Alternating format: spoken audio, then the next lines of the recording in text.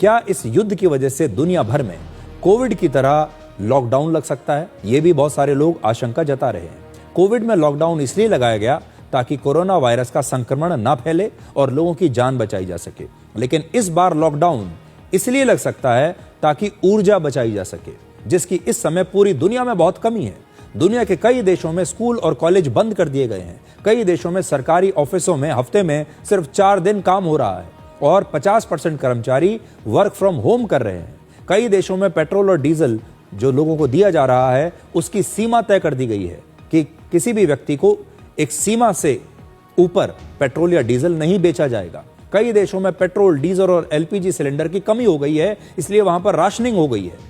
जैसे कोविड के समय कई देशों में दवाइयों की कमी हो गई थी, अब इन्हीं देशों में तेल की कमी हो गई है, गैस की कमी हो गई है।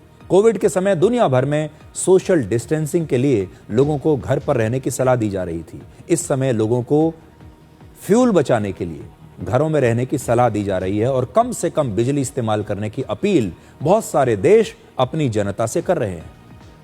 पाकिस्तान, श्रीलंका, फिलीपींस और न्यूजीलैंड जैसे कई देश अब इस संकट से निपटने के लिए जरूरी कदम उठा चुके हैं।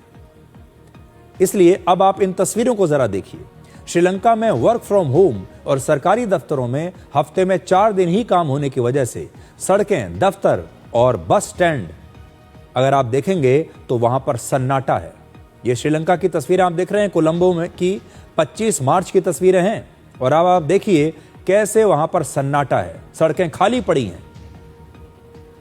आपको ऐसा लगेगा जैसे आप कोविड के जमाने की तस्वीरें देख रहे हैं जब लॉकडाउन हो गया था।